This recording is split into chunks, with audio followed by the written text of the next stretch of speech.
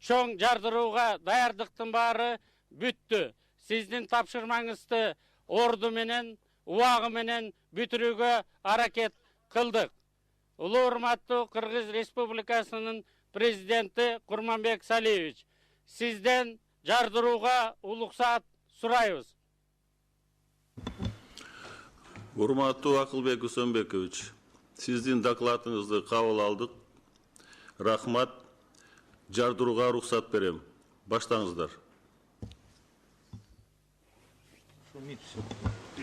Акылбек Усөнбекович, угулуп атабы же угулуп айтабы? Дагы бир кайталап койчу. Ваше превосходительство.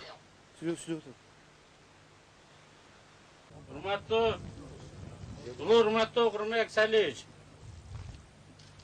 жардыруу болду.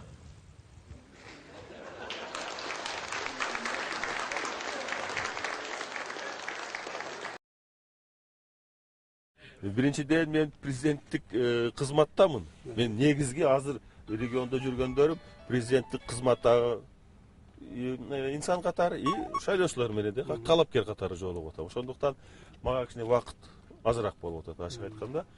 Бирок өзүмдү абдан эле ыңгайсыз сезип атам, себеп дегенде жүзүм жарык. Кай жерге барбайын, мына элибиз эле элди алдаш кыйын да. Bir toptu aldasa болот, bir 5 kişini aldasa болот, bir 15 kişini aldasa болот, bir kayсы bir rayonda bir baldardı başını aylандырып, ay тигинде эмес, бул мында эмес деп айландырса, башын айландырса алдаса болот. Жалпы Кыргызстан элин алдаш кыйын.